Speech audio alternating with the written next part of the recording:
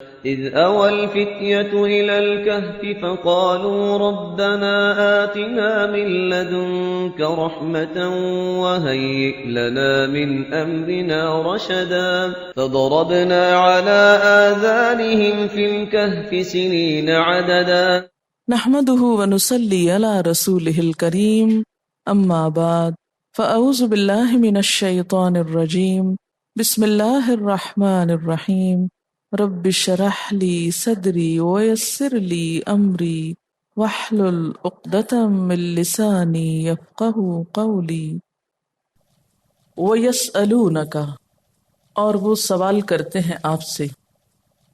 کنہوں نے سوال کیا تھا اس کے بارے میں؟ اہل مکہ نے آپ سے سوال کیا تھا۔ کس کے کہنے پر؟ یہود کے کہنے پر۔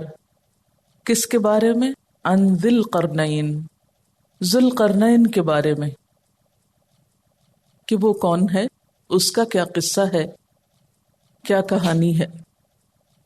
قل، آپ کہہ دیجئے، سأتلو، ان قریب میں پڑھ سناتا ہوں، علیکم، تم پر، منہ ذکرا، اس کے ذکر میں سے۔ یہاں پر لفظ ذکر قابل غور ہے۔ میں تم پر اس کا ذکر کرتا ہوں۔ ذکر کا لفظی معنی کیا ہوتا ہے؟ یاد دہانی، تذکیر، سبق آموزی۔ یعنی ذی القرنین کا واقعہ محض واقعہ نہیں، قصہ کہانی نہیں، بلکہ وہ کیا ہے؟ یاد دہانی ہے، سبق آموز چیز ہے۔ سوال یہ پیدا ہوتا ہے کہ ذو القرنین کون تھا؟ ذو القرنین، جیسا کہ آپ دیکھ رہے ہیں کہ ذو اور قرنین کا مجموعہ ہے۔ ذو کا مطلب ہوتا ہے والا، اور قرنین قرن سے تثنیہ ہے۔ قرن عربی زبان کا لفظ ہے جس کے معنی ہے سینگ، کنارہ، ایک صدی یعنی سینچری، امت، زلف یعنی بالوں کی لٹ، قوم کا سردار۔ قرن کے یہ سارے معنی ہیں۔ لیکن عام طور پر جب ذو القرنین کہا جاتا ہے تو اس کا معنی دو سینگوں والا کیا جاتا ہے۔ اس لقب کی کیا توجیہ ہے؟ اس کے بارے میں کئی ایک اقوال ہمیں ملتے ہیں۔ مثلا ایک معنی یہ کیا جاتا ہے کہ ذو القرنین دو مملکتوں والا تھا، یعنی روم اور فارس کا مالک تھا۔ قرن کا لفظ یہاں بطور استعارہ استعمال ہوا ہے حکومت کے معنی میں، تو مراد اس سے دو حکومتوں کا والی، یعنی ایک ایسا بادشاہ جو دو حکومتوں والا تھا۔ ایک دوسرا قول ہے قرن کا معنی ہے کنارہ، چونکہ وہ شخص فتوحات کرتا ہوا مشرق اور مغرب کے دو کناروں تک پہنچا، دو جہات تک گیا، دنیا کے دو حصوں کا مالک بنا، اس لیے اس کو ذو القرنین کہا گیا۔ تیسرا قول یہ ہے کہ اس کے سر میں دونوں طرف سینگ نما غدود ابھرے ہوئے تھے، یعنی سر پر کچھ ابھار تھے، اس کی وجہ سے اسے ذو القرنین کہا گیا۔ بعض کا کہنا یہ ہے کہ اس کی زلفیں دراز تھیں، یعنی بال لمبے تھے، تو وہ ہمیشہ اپنے سر کے بالوں کو دو حصوں میں کر کے دائیں اور بائیں دو کندھوں پہ ڈال لیتا، اس لیے اس کو ذو القرنین کہا گیا۔ بعض کہتے ہیں کہ اس کے سر کے دونوں جانب چوٹ کے نشانات تھے۔ بعض نے کہا کہ وہ نجیب الطرفین تھا، یعنی ماں باپ دونوں کی طرف سے اعلیٰ نسب تھا، تو اس لیے ان کی نسبت سے اسے ذو القرنین کہا گیا۔ بعض کا خیال یہ ہے کہ وہ 2 صدیوں تک زندہ رہا۔ بعض کہتے ہیں کہ وہ جنگ کے دوران بیک وقت دونوں ہاتھوں سے ہتھیار چلاتا، یعنی دونوں ہاتھ اس کے مضبوط تھے، کام کرتے تھے۔ پھر یہ کہ اس نے زمین کے دونوں حصوں کی سیر کی۔ بعض کے خیال میں وہ ظاہری اور باطنی علوم کا ماہر تھا۔ اور ایک رائے یہ بھی ہے کہ اس زمانے میں بادشاہ ایسی ٹوپی یا خود پہنتے تھے کہ جس کے اوپر سینگ بنے ہوئے ہوتے تھے، تو اس سے وہ 2 سینگوں والا مشہور ہوا۔ یہ تو اس کا لقب تھا۔ اب اس کا نام کیا تھا؟ نام میں بھی اختلاف ہے۔ مثلا کسی نے اس کا نام عبداللہ بن دحاق بتایا، کسی نے صعب، کسی نے منذر بن ابی القیس، کسی نے اسکندر، کسی نے فیبلس، کسی نے مرزبان، کسی نے کہا کہ وہ اسکندر اعظم تھا، اور اس کے علاوہ بھی بہت سے نام بتائے گئے۔ لیکن بات یہ ہے کہ قرآن نے کوئی بھی نام نہیں بتایا اور نہ ہی ذوالقرنین کا معنی بتایا۔ کیوں؟ اس لیے کہ قرآن پاک کا انداز یہ ہے کہ وہ ایسی تفصیلات سے گریز کرتا ہے جس سے انسان کو کچھ حقیقی معنوں میں فائدہ نہ پہنچے۔ کہیں مذکور نہیں قرآن پاک میں کہ اس کا اصل نام کیا تھا، کس علاقے کا بادشاہ تھا، کس قوم سے تعلق رکھتا تھا، کس دور میں وہ بادشاہ بنا تھا، مغربی جانب کس علاقے میں پہنچا اور مشرقی جانب کس علاقے میں پہنچا۔ ان سب امور کی تحقیق بعد کے مفسرین نے کی ہے، اور ان کے درمیان ان معلومات کے بارے میں بہت اختلاف ہوا ہے۔ ہر ایک نے اپنی سمجھ کے مطابق اپنی رائے کا اظہار کیا، لیکن کسی بھی بات کو ہم یقینی بات نہیں کہہ سکتے۔ اس لیے اس پر بہت وقت لگانے کی بجائے کہ وہ تھا کون، اس پر وقت لگانے کی ضرورت ہے کہ اس کی شخصیت کیا تھی جو قرآن کی آیات میں ابھرتی ہے، اور اس میں ہمارے لیے کیا سبق ہے۔ وَيَسْأَلُونَكَ عَنْ ذِي الْقَرْنَيْنِ، یہ آپ سے ذوالقرنین کے بارے میں سوال کرتے ہیں، ذوالقرنین کے بارے میں پوچھتے ہیں۔ قُلْ سَأَتْلُو عَلَيْكُمْ مِنْهُ ذِكْرًا، ان سے کہیے کہ میں اس کا کچھ ذکر تم کو سناتا ہوں، کچھ حال تمہیں سناتا ہوں، اس کی کچھ حقیقت بتاتا ہوں۔ اِنَّا مَكَّنَّا لَهُ فِي الْأَرْضِ، وہ ایک ایسا شخص تھا جسے ہم نے زمین میں اقتدار بخشا۔ زمین میں اس کے پاس اقتدار تھا، قوت تھی، اور نہ صرف یہ کہ اقتدار تھا بلکہ وَآتَيْنَاهُ مِن كُلِّ شَيْءٍ سَبَبًا، ہم نے عطا کر رکھے تھے اس کو ہر قسم کے، ہر چیز میں سے اسباب، سبب۔ سبب کا لفظی معنی ہے رسی، مراد ہے ذریعہ اور وسیلہ جو حصول مقصد کے لیے استعمال کیا جاتا ہے، ساز و سامان اور وہ وسائل جن سے اس نے کام لے کر فتوحات حاصل کی۔ اور من کل شیء سببا، تو اس کا مطلب یہ ہے کہ ہر قسم کے وسائل تھے۔ ہر قسم کے وسائل میں مین پاور بھی آتی ہے، دیگر ریسورسز بھی آتے ہیں، عقل اور سمجھ اور شعور بھی آتا ہے، یعنی مادی، عقلی، علمی، ہر طرح کے اسباب، یعنی صرف فزیکل ریسورسز نہیں بلکہ روحانی، علمی، عملی قوتیں بھی۔ امیجن کر رہے ہیں ذوالقرنین کو، ایک بادشاہ جس کے پاس اقتدار بھی ہے اور ہر طرح کے، ہر قسم کے وسائل ہیں، ریسورسز ہیں، اس کے ساتھ ساتھ بہترین رشد کا مالک ہے، بہت سمجھ بوجھ رکھتا ہے۔ اس لیے اس نے کیا کیا؟ فَأَتْبَعَ سَبَبًا، اسباب کی پیروی کی، اسباب کے پیچھے لگ گیا، اسباب کا اتباع کیا۔ اتباع کا معنی آپ جانتے ہیں، پیچھے لگنا، درپے ہونا، تعاقب کرنا، فالو کرنا، چیز کرنا۔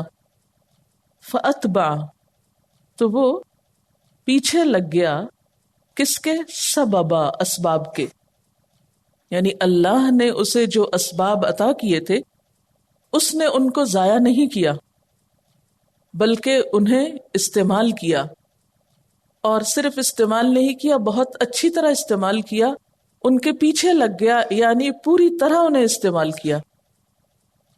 بات یہ ہے کہ تھوڑے یا زیادہ ہر انسان کو ریسورسز تو نصیب ہوتے ہیں، ملتے ہیں اللہ کی طرف سے۔ کچھ لوگ ان ریسورسز سے بہترین کام لیتے ہیں اور کچھ لوگ انہیں ضائع کر دیتے ہیں، لیکن اس کی خوبی کیا تھی کہ اس نے وسائل سے کام لے کر ان سے مزید وسائل پیدا کیے، مثلا لوہے سے کام لے کر ہتھیار بنائے، پھر ہتھیاروں کا استعمال، یعنی ایک کے بعد ایک چیز کو وہ کام میں لاتا کہ اب آپ دیکھیں کہ لفظ سبب جو ہے رسی کے معنوں میں، تو رسی کی کیا تصویر آپ کے ذہن میں آتی ہے؟ یا تو ایسی چیز ذہن میں آتی ہے جیسے دو چیزوں کو باندھی ہوئی ہے، یا یہ کہ بل کھاتی. تو بل کھانا کس چیز کا سمبل ہے؟ یعنی کنٹینویشن ہے، یعنی ایک چیز میں سے دوسری، دوسری سے تیسری. چین بھی تو سبب ہی ہے نا، ایک رسی ہے، وہ لوہے کی ہوتی ہے، وہ دوسری رسی عام جو ہوتی ہے وہ کچھ اور مٹیریل کی بنی ہوتی. تو آپ یوں سمجھے کہ سبب کا لفظ آتے ہی ایک چین کا تصور ذہن میں آتا ہے، اور چین جو ہے وہ ایک رنگ کے اندر دوسرا، دوسرے کے اندر تیسرا، اور مستقل طور پر ایک چیز بنتی چلی جاتی. جو لوگ اسباب کا صحیح استعمال کرتے ہیں اور اتباع کرتے ہیں ان کا، وہ اسی طرح ایک چیز سے دوسرا فائدہ، دوسرے سے تیسرا، تیسرے سے چوتھا نکالتے چلے جاتے ہیں، اور اس طرح نعمتوں کا صحیح معنی میں حق ادا کرتے ہیں.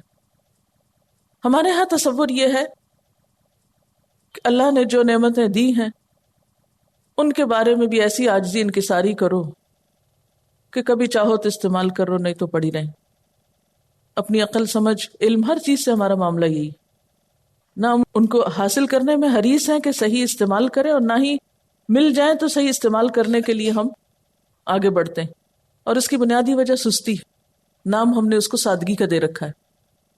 مغربی اقوام نے اس وقت وسائل کو استعمال کیا ہے اور پے در پے کیا ہے، یعنی جس کو آپ دوسرے معنوں میں ری سائیکلنگ بھی کہہ سکتے ہیں. یعنی ایک چیز اگر ویسٹ ہوئی تو اس سے دوسری، دوسرے سے تیسرے، تیسرے سے چوتھی چیز. تو یہ ہوتا ہے اتباع سببا. ٹھیک ہے نا، سبب تو ہے ہمارے پاس، چیز ہے، مٹیریل ہے، لیکن ہم یا تو اسے ویسٹ کرتے ہیں، تھوڑا سا استعمال کیا باقی پھینک دیا، کچھ توڑ دیا، کچھ ضائع کر دیا، کچھ پڑا رہا ایسے بیکار، زنگ لگتا رہا اس کو، لیکن استعمال نہیں ہم جانتے. اور جو لوگ عقل استعمال نہیں کرتے وہ اسباب کو بھی پھر ضائع کرتے ہیں. لیکن ذوالقرنین کی خوبی یہ تھی کہ اس نے اسباب کو استعمال کیا، اور کرتے کرتے اتنی ترقی حاصل کی، ایسی قوت اس کو حاصل ہوئی، حتی اذا بلغ مغرب الشمس، یہاں تک کہ جب وہ پہنچا سورج کے غروب ہونے کی جگہ، مغرب الشمس. اب یہ کہنا کہ سورج ایک خاص جگہ پر جا کر غروب ہوتا ہے، تو بات یہ ہے کہ سورج تو ہر دم غروب بھی ہو رہا ہے اور ہر دم طلوع بھی ہو رہا ہے. لیکن پھر اس سے مراد کیا ہے؟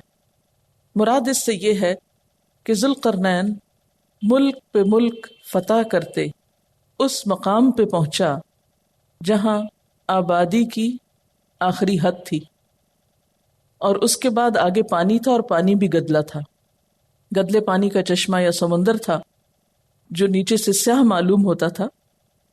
وجدہا، پایا اس کو، کس کو؟ سورج کو، تغرب، غروب ہو رہا ہے، فی عین، ایک چشمے میں، حمئۃ، گدلے یا کیچڑ والے میں. بعض چشمے بہت کرسٹل کلیئر پانی والے ہوتے ہیں، اس کی سطح سے دیکھیں تو نیچے تک کے پتھر اور تہ بھی نظر آ رہی ہوتی ہے، اور بعض ایسے ہوتے ہیں کہ وہ نیچے سے ان کا گدلا پن دکھ رہا ہوتا ہے. بہرحال ایسا چشمہ تھا یا پانی کا ایسا اجتماع تھا کہ جو دیکھنے سے گدلا محسوس ہو رہا تھا. اور جب سورج غروب ہوتا تو وہاں کیا محسوس ہوتا؟ گویا سورج پانی کے اندر اتر رہا ہے، کیونکہ پانی گدلا تھا نا. تو جیسے سورج اترا تو فوراً ہی اس کا اثر اور روشنی، ہر چیز ختم سی ہو گئی، غائب ہو گئی، گویا وہ اندر ڈوب گیا. وہ جگہ ایسی تھی، ووجد عندہا قوما، تو اس نے وہاں پر ایک قوم کو پایا، وہاں اسے ایک قوم نظر آئی. قلنا یا ذا القرنین، ہم نے کہا اے ذوالقرنین، اما ان تعذب، خواہ تم ان کو عذاب دو، سزا دو، و اما ان تتخذ فیہم حسنا، اور خواہ تم ان میں بھلائی رکھو، یعنی چاہو تو انہیں سزا دو، چاہے تو ان کے ساتھ احسان کرو. اس سارے جملے سے کیا بات پتہ چلتی ہے کہ ذوالقرنین بہت بڑا فاتح تھا، علاقوں پر علاقے فتح کرتے کرتے خشکی کی آخری حد پہ جا پہنچا، اور چونکہ فاتح کی حیثیت سے وہاں داخل ہوا تو اس لیے اللہ تعالی کی طرف سے اسے الہام ہوا کہ خواہ تم ان لوگوں کو سزا دو ان کے جرائم کی وجہ سے، یا تم ان کے ساتھ چاہو تو احسان کرو۔ اب یہ جو لفظ ہے نا قلنا، ہم نے کہا، کس کو کہا؟ ذوالقرنین کو۔ اس سے بعض لوگوں نے یہ بحث نکالی کہ ذوالقرنین نبی بھی تھا۔ تو یہاں پر قلنا سے مراد وہ خفیہ اشارہ ہو سکتا ہے یا الہام ہو سکتا ہے جو کسی بھی انسان کے دل میں کسی کام کے موقع پر اللہ تعالیٰ کی طرف سے ڈالا جاتا ہے، یا کسی اہم کام کے موقع پر۔ مثلا حضرت موسیٰ کی والدہ کے دل میں بھی خیال ڈالا گیا تھا، تو اس کے لیے قرآن پاک میں کیا لفظ آتا ہے؟ اوحا کا، یعنی خفیہ اشارہ کیا۔ اسی طرح حضرت مریم علیہ السلام کے لیے بھی ایسے الفاظ آتے ہیں۔ تو انبیاء علیہ السلام کے علاوہ دوسرے لوگوں کے دل میں بھی جو باتیں ڈالی جاتی ہیں ان کے لیے ایسے الفاظ استعمال ہو سکتے ہیں جس سے معنی یہ نکلتا ہو کہ یہ خیال اللہ ہی کا ڈالا ہوا تھا۔ کیا آپ اپنی عام گفتگو میں یہ نہیں کہتے اللہ نے میرے دل میں خیال ڈالا تو میں نے یہ بات یوں کر لی یا یہ کام یوں کر لیا؟ تو ہوتا یہ ہے کہ کسی بھی اچھے خیال کو، کسی بھی اچھی بات کو جو ہمارے دل میں آتی ہے یا کسی اچھے کام کی توفیق ہمیں نصیب ہوتی ہے تو ہم اس کی نسبت اللہ تعالیٰ کی طرف کرتے ہیں، لیکن باقی چیزوں کی نسبت جو خراب ہوتی ہیں اپنی طرف کرتے ہیں۔ یہی گفتگو کا ادب ہے، اور یہ ادب ہمیں خضر علیہ السلام سے بھی ملتا ہے۔ قرآن پاک میں یہ انداز گفتگو جو ہے یہ بارہا آپ کو نظر آئے گا کہ اچھی بات کو اللہ کی طرف منسوب کرنا اور باقی چیزوں کو اپنی طرف۔ بہرحال قلنا یا ذا القرنین، ہم نے کہا اے ذوالقرنین، اما ان تعذب، چاہو تو ان کو سزا دو۔ سزا دینے کی اجازت کیوں دی گئی یا سزا دینے کا خیال کیوں ڈالا گیا؟ ظلم کے طور پر نہیں، بلکہ ان کے کچھ جرائم ہوں گے ایسے کہ جس کی بنا پر انہیں سزا دی جا سکتی تھی۔ وَإِمَّا أَن تَتَّخِذَ فِيهِمْ حُسْنًا، اور چاہو تو تم ان کے ساتھ احسان کرو۔ تو اس سے یہ پتہ چلتا ہے کہ بڑے سے بڑے مجرم کے ساتھ بھی احسان کیا جا سکتا ہے، جیسے ہم نبی صلی اللہ علیہ وسلم کی سیرت میں دیکھتے ہیں۔ بدر کے قیدیوں کے ساتھ احسان کیا گیا، پھر اس کے علاوہ بھی بہت سے مواقع پر، اور خاص طور پر فتح مکہ کے موقع پر۔ قال اما من ظلم، وہ کہنے لگا جس نے ظلم کیا، فسوف نعذبہ، پس عنقریب ہم اس کو عذاب دیں گے، ثم یرد الی ربہ، پھر وہ لوٹایا جائے گا اپنے رب کی طرف، فیعذبہ عذابا نکرا، تو وہ عذاب دے گا اس کو عذاب بہت سخت، ناپسندیدہ۔ اب یہاں پر لفظ ظلم استعمال ہوئی، جس نے ظلم کیا، تو ظلم کی سب سے بڑی شکل یا صورت کیا ہے؟ شرک۔ اس کے بعد حقوق العباد کی ادائیگی میں کوتاہی، بندوں کے حق مارنا، یہ بھی ظلم ہوتا ہے۔ یعنی ظلم کی دو بڑی شکلیں یا قسمیں ہو سکتی ہیں، ایک تو اللہ تعالیٰ کا حق نہ دینا، اور اللہ کا سب سے بڑا حق کیا ہے کہ اس کو ایک مانا جائے، اور دوسری طرف بندوں کے حقوق میں کوتاہی کرنا۔ تو جس نے ظلم کیا یعنی جو کفر اور شرک پر جمع رہا یا بندوں کے ساتھ جس نے زیادتی کی، اس کو تو ہم چھوڑیں گے نہیں۔ دنیا میں بھی اس کو سزا ملے گی، پھر جب وہ اپنے رب کی طرف جائے گا تو وہاں کی سزا کا تو کیا ہی کہنا۔ فَيُعَذِّبُهُ، تو اللہ تعالیٰ اس کو عذاب دے گا، کیسا؟ عذابا نکرا، بہت بھاری عذاب، بہت سخت عذاب، ایسا عذاب جو ناقابل برداشت ہو یا بہت ہی شدید ہو۔ وَأَمَّا مَنْ آمَنَ وَعَمِلَ صَالِحًا، اور لیکن جو کوئی ایمان لایا، اس لیے آپ دیکھیں نا کہ ظلمہ کے اپوزٹ کیا ہے؟ آمنہ، تو اس لیے ظلمہ سے ہم بغیر کسی تردد کے شرک اور کفر کا معنی لے سکتے ہیں۔ وَعَمِلَ صَالِحًا، اور نیک کام کیے، تو اس میں پھر حقوق العباد کی ادائیگی بھی شامل ہو جاتی ہے عمل صالح میں، کیونکہ عمل صالح صرف عبادات کی ادائیگی کا نام نہیں۔ فَلَهُ جَزَاءً الْحُسْنَى، تو اس کے لیے ہے جزا یا بدلہ بہت اچھا۔ وَسَنَقُولُ لَهُ مِنْ أَمْرِنَا يُسْرًا، اور عنقریب ہم کہیں گے اس کو اپنے احکام میں سے آسان. مراد اس سے کیا ہے کہ ہم اس کو نرم احکام دیں گے، یعنی جو نیکی کی روش اختیار کرے گا اس کے لیے ہمارے احکامات نرم ہوں گے، ان کو ہم چھوٹ دیں گے، رخصت دیں گے، سہولت دیں گے، مراعات دیں گے. کتنا بہترین طرز حکومت ہے نا. فاتح بن کر ایک قوم میں داخل ہو رہا ہے، اختیار ہے اس کے پاس، چاہے تو خوب سزا دے، چاہے تو چھوڑ دے. کتنے عدل کی بات کرتا ہے کہ جس نے ظلم کیا اس کی تو پکڑ ہوگی، اور جس نے اچھا کیا اس کو شاباش ملے گی، اور اس کے لیے بہت سی مراعات ہوں گی، فیسلٹیز ہوں گی. انگریزی کی ایک کہاوت ہے نا کہ ایبسولوٹ پاور کرپٹس ایبسولوٹلی، کہ جو ایبسولوٹ پاور ہوتی ہے اس میں کرپشن ہی کرپشن ہوتی ہے. لیکن اس کی تردید ہے یہ بات، اس کے پاس ایبسولوٹ پاور ہے لیکن اس کے باوجود وہ کرپٹ نہیں ہے اور ظلم اور فساد نہیں پھیلا رہا. تو اس سے کیا پتہ چلتا ہے کہ پاور بذات خود تو بری چیز نہیں ہے. اصل بات تو یہ ہے کہ ہے وہ کس کے پاس. اگر ایک ایمان رکھنے والے عادل انسان کے پاس ہے تو اس کا استعمال لوگوں کے لیے خیر اور بھلائی کی شکل میں ہوگا، ہر طرف رحمتیں عام ہوگی. اور اگر ایک بدباطن اور خبیث شخص کے پاس ہے تو اس سے پھر لا محالہ کرپشن ہی پوٹے گی. ثم اتبع سببا. اب ہونا تو یہ چاہیے تھا کہ بس ایک علاقہ فتح کر لیا اور وہاں کے وسائل کو کام میں لایا اور اب آرام کر کے بیٹھتا. نہیں، پھر اس نے اپنے اسباب کو استعمال کیا. حتی اذا بلغ مطلع الشمس، یہاں تک کہ جب وہ سورج کے طلوع ہونے کی جگہ پہنچا، یعنی مشرقی علاقوں کی طرف گیا. یہ مغرب اور مشرق کا تصور ایسا ہی ہے جیسے ہم اس وقت ایسٹ اور ویسٹ کی اصطلاح استعمال کرتے ہیں. کچھ ممالک کو ویسٹرن کہتے ہیں، کچھ کو ایسٹرن کہتے ہیں.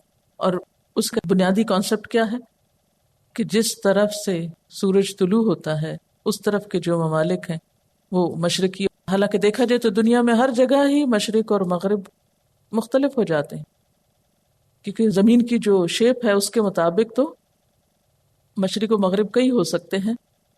ہر زمین کا حصہ مشرق بھی ہے اور پھر ساتھ ہی مغرب بھی ہے. لیکن یہاں معروف معنی میں جو دنیا کی ایک سمجھنے کے لیے تقسیم کی گئی ہے وہ مراد ہے. حتی اذا بلغ مطلع الشمس، یہاں تک کہ جب وہ سورج کے طلوع ہونے کے مقام پہ پہنچا. اب اس مقام کا بھی کوئی نام نہیں بتایا گیا، اگرچہ مفسرین نے بہت سے علاقوں کے نام لیے ہیں لیکن ان کی ضرورت نہیں، کیونکہ کوئی بھی حتمی بات نہیں. ان بحثوں میں پڑھنے کی بجائے اصل میں اس کی شخصیت پر غور و فکر کرنا چاہیے. وجدہا، اس نے پایا اس کو، کس کو؟ سورج کو. تطلع علی قوم، ایک قوم پر طلوع ہو رہا ہے، ایک علاقے میں طلوع ہو رہا ہے. لم نجعل لہم من دونہا سترا، جس کے لیے دھوپ سے بچنے کا کوئی سامان ہم نے نہیں کیا ہے.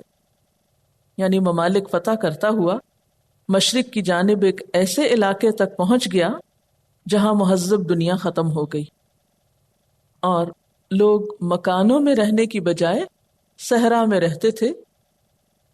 یعنی انہوں نے اپنے لیے کوئی خیمے یا مکان نہیں بنا رکھے تھے. یعنی یوں تھا کہ جیسے وحشی قومیں ہوں جن کے پاس علم و ہنر اور حکمت نام کی کوئی چیز نہ تھی. کذالک، اسی طرح. وقد احطنا بما لدیہ خبرا، اور ذوالقرنین کے پاس جو کچھ تھا اسے ہم جانتے تھے، اس کی خبر کا ہم نے احاطہ کر رکھا تھا.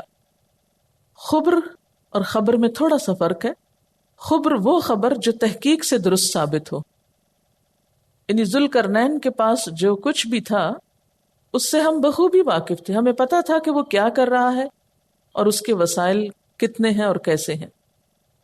ثم اتبع سببا، پھر اس نے اسباب کا اتباع کیا، یعنی مغرب کے بعد مشرق کی حد کو پہنچا اور اس کے باوجود اس کی مہمات ختم نہیں ہوئی. یوں لگتا ہے جیسے وہ پوری دنیا میں عدل و انصاف قائم کرنا چاہتا تھا. پھر اس نے ایک اور مہم کا اتباع کیا، سامان تیار کیا. حتی اذا بلغ بین السدین، یہاں تک کہ جب وہ دو پہاڑوں کے درمیان پہنچا. سد کہتے ہیں رکاوٹ کو، بند کو. تو اس سے مراد وہ دو پہاڑ ہیں جو آمنے سامنے ہوں. وجد من دونہما، تو ان دونوں پہاڑوں کے ادھر کو اس نے پائی قومن، ایک قوم، لا یکادون یفقہون قولا، جو کوئی بات سمجھ کے نہ دیتی تھی، ان کو کوئی بات سمجھ نہیں آتی تھی. قالو، انہوں نے کہا. اب اگر کوئی بات ان کو سمجھ نہیں آتی تھی تو انہوں نے یہ سب کچھ پھر کیسے کہا؟ اشاروں کی زبان سے، اور ہو سکتا ہے کہ کسی طرح کوئی مترجم کا بندوبست ہو گیا ہو. مترجم نہیں. مترجم اور مترجم میں کیا فرق ہے؟ کوئی فرق ہے؟ مترجم تو ہوتا ہے ترجمہ کرنے والا، اور مترجم کون ہوتا ہے؟ پتھر مارنے والا. روٹ دونوں کا ایک ہی ہے، لیکن فرق ہو گیا شیپ بدلنے سے. لیکن عام طور پر لوگ جو پڑھتے ہیں نا مترجم کا لفظ، یا مترجم پڑھ لیتے ہیں، یا پھر مترجم پڑھتے ہیں، یا مترجم پڑھتے ہیں. اصل میں مترجم ہوتا ہے ترجمہ کرنے والا شخص. قالو، انہوں نے کہا، یا ذی القرنین، اے ذو القرنین، ان یاجوج و ماجوج، بے شک یاجوج اور ماجوج، مفسدون فی الارض، زمین میں فساد کرنے والے ہیں. یہ دو قوموں کا نام ہے، ایک کا نام یاجوج ہے، ایک کا نام ماجوج ہے. یہ دو قومیں جو ہیں یہ زمین میں بہت فساد کرتی ہیں. فہل نجعل لک خرجن، تو کیا ہم بنائیں تیرے لیے ٹیکس، اکٹھا کریں. فہل، تو کیا، نجعل، ہم ڈال دیں یا رکھ دیں، لکا، تیرے لیے، خرجن، خراج یا ٹیکس، یعنی ہم تیرے لیے ٹیکس جمع کرتے ہیں. الا، اس شرط پر، ان تجعل بیننا و بینہم سدا، کہ تم ہمارے اور ان کے درمیان ایک بند باندھ دو. صد بنیادی طور پر رکاوٹ کے لیے استعمال ہوتا ہے، بند کے لیے. یعنی وہ بند ڈیم کے معنوں میں نہیں، ضروری طور پر ہر وہ چیز جو دوسری کے لیے رکاوٹ بن جائے، خواہ دیوار ہو یا پہاڑ ہو یا کوئی قدرتی چیز ہو یا مصنوعی چیز ہو. اردو میں استعمال ہوتا ہے نا سد باب. کیا معنی ہے سد باب؟ باب کس کو کہتے ہیں؟ تو سد کس کو کہتے ہیں؟ بند کرنے کو. یہی تو کہہ رہی ہوں کہ سد کا لفظی معنی ہوتا ہے بند، دروازہ بند کرنا. سد باب. سد کا لفظ ہر اس چیز کے لیے بولا جاتا ہے جو دوسری چیز کے لیے رکاوٹ بن جائے. ٹھیک ہے، بند کرنے کے معنوں میں ہوتا ہے. سین سے ہو یا صاد سے، یصدون عن سبیل اللہ، اللہ کے راستے سے روکتے ہیں، یعنی رکاوٹ بن جاتے ہیں. پیچھے آپ دیکھیے آیت 93 میں، بین السدین حتی اذا بلغ بین السدین، تو یہاں سدین دو سد، دو پہاڑوں کے لیے بولا گیا. اور پہاڑ بھی بیسیکلی کیا کرتے ہیں؟ زمین کا راستہ روک دیتے ہیں، زمین پر راستے میں رکاوٹ بنتے ہیں ایک طرف سے دوسری طرف جانے کو. جتنے بھی پہاڑی سلسلے ہیں اس کی وجہ سے بھی زمینوں کی تقسیم ہوئی ہے، آر یا پار. تو وہ کہنے لگے کہ ہم تمہیں پیسے جمع کر کے دیتے ہیں، تم ہمارے لیے ایک بند بنا دو، یہ راستے میں رکاوٹ ڈال دو کہ یاجوج ماجوج ادھر نہ آ سکیں، یعنی وہ آ کر فساد نہ کر سکیں. وآخر دعوانا ان الحمد للہ رب العالمین. سبحانک اللہم وبحمدک، اشہد ان لا الہ الا انت، استغفرک ونتوب الیک. والسلام علیکم ورحمۃ اللہ وبرکاتہ.